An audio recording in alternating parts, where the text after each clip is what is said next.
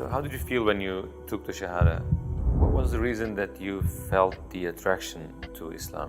Islam has immense resources to offer to mankind. You saw it, so don't deny it, please.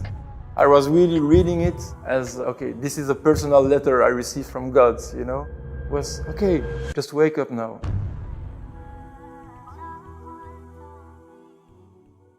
Who is Gregory Van Dam, and can you tell us briefly about yourself?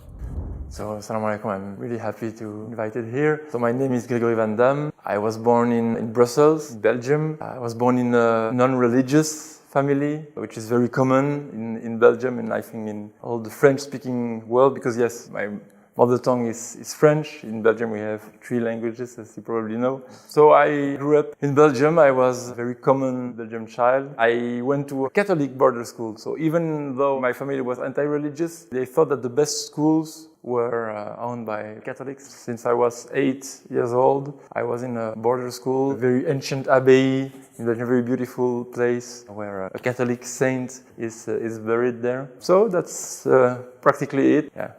So you were trained in a Christian curriculum? Exactly.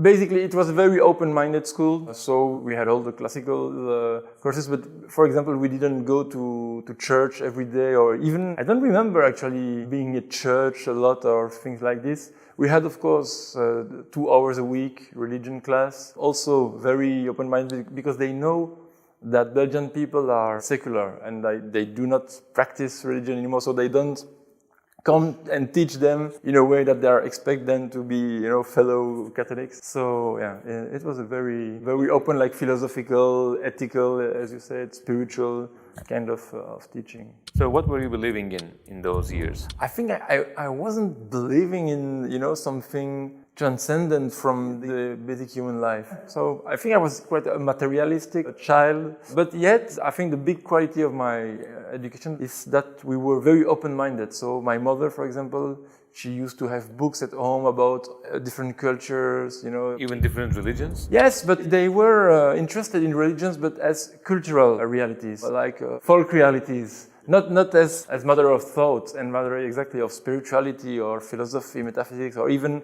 as worldview or philosophy of life. It was more like, okay, it's interesting, they do this, it's funny or it's beautiful, but we are not concerned about it. We are as we are, and we don't change at all. What was your perception of Islam before you became Muslim? That's a very good question. There are some interesting things. There is one very fascinating anecdote I remember very well. When I was a very little child, maybe I was 6 years old or 7 years old, something, we were doing shopping in Brussels, a neighborhood where there are a lot of Moroccan and Turkish shops. My family used to go there to buy, you know, olive oil, dates, things there to what else. And I was with my mother and my grandmother. And we passed before that shop with a big picture in a frame of the Kaaba. I really remember it. And I looked at it and I said, "Oh, mother, I want this for my room." Really, I remember. And my mother was, "Okay, no, you cannot have this because it's of their religion, their culture. If you enter and you ask them to buy it, it will be uncomfortable for us. So no, you cannot." I really remember very well that scene. So I had kind of attraction that comes from, I don't know where. For us in Europe, Muslim equal Arabs. We don't realize that, no, there are Turkish people, there are Persian people, there are African, Indonesian. So Muslim and the Arabs are the enemy, always kind of in the background. Some families of Europe, the imagery of the Crusades also present, not as a racist thing, just as a cultural thing, because we love, you know, chivalry, medieval, you know, these stories are very important stories for the European culture. But in these stories, the bad guy is the Arab, so yeah. What was the reason that you felt the attraction to Islam? As I said, I was curious about cultures, about ideas. And at my school, I met half Algerian, half Belgian family, totally secular. Weren't practicing Muslim at all. Very nice people. I met their daughter, we were friends, was getting along in their house. And at some point I just asked them, "Oh, you have a Quran there in French. That would be interesting for me. Can I borrow it just to read and to discover it? Because I never opened a Quran back there." So yeah, they said, "Oh, yeah, take it home." And that was a big shock.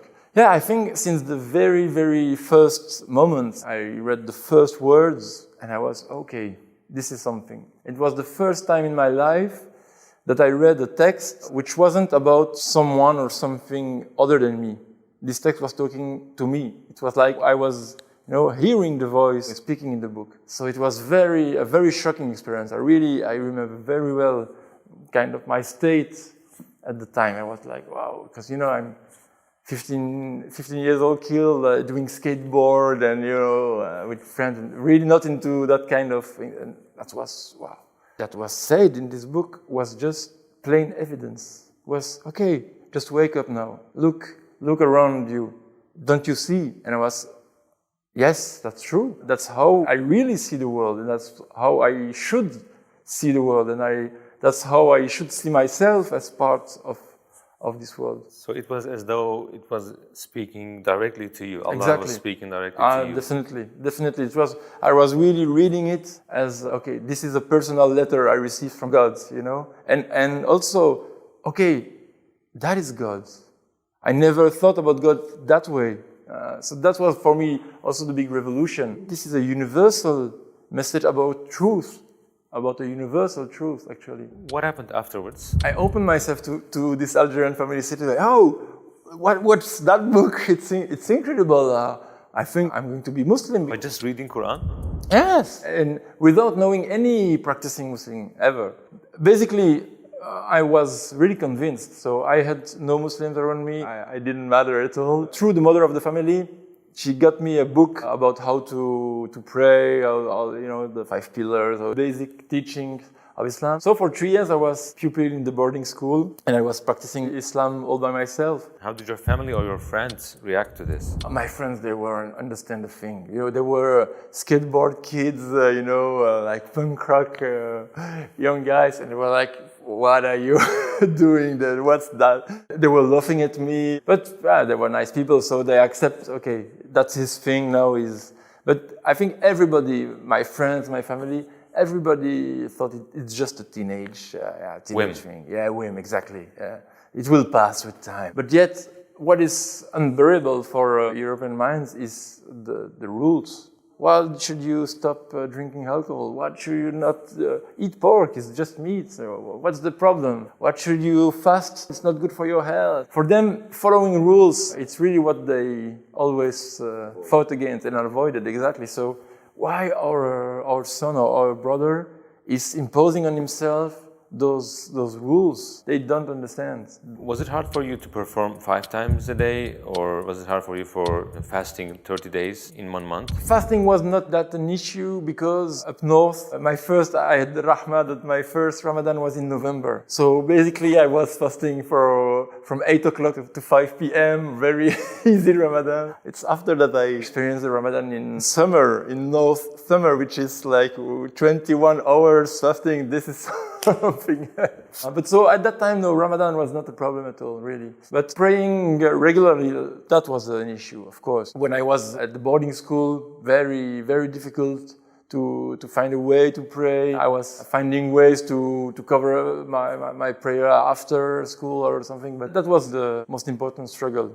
Did you preach the message of Islam to people around you, and did anybody become Muslim because of you? Actually, yes, several friends. I don't know if it's a strategy because it's unconscious, but usually I don't try to convince people. I myself, we talk about things, I give my point of view, but without, trying hard to convince them or, no, you have to accept this or no, not at all. It's kind of dialectic thing. We are talking, I say, okay, from my perspective, I see the world like this. It had incredible results. I have several friends who came and say, okay, I want to become Muslim. And I said, come on, are you serious?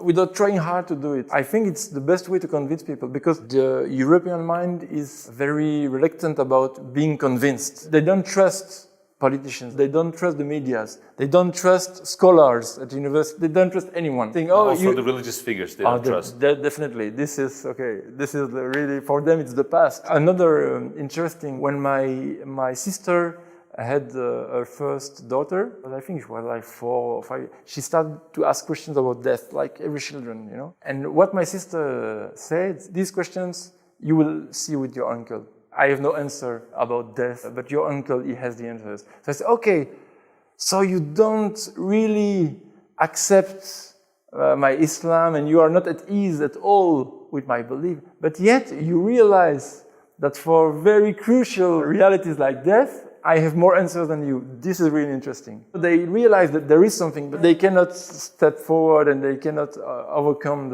the barriers they have.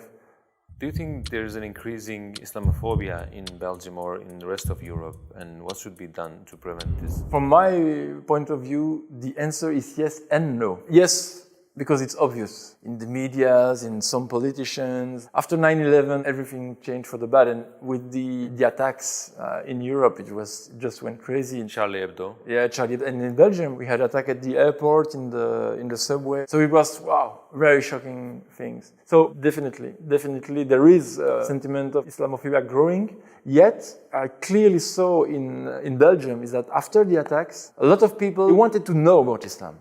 That was a very new thing. They wanted, okay, so what is about this religion? I want to understand what's the point. So they start to ask questions. Before they didn't ask questions, kind of hidden Islamophobia. And today it's a very conscious, very present Islamophobia. But for some people, it's the occasion to get to know Islam. What was your purpose before Islam and what is it after Islam in life? I always have been a kind of idealistic person. I think my purpose was, okay, I'm going to change the world. And probably today I want to change the world, but I think I see it completely differently. I think that I first need to change myself, and it's very important. You don't change because you want to change. You have to know exactly what change you want for the world.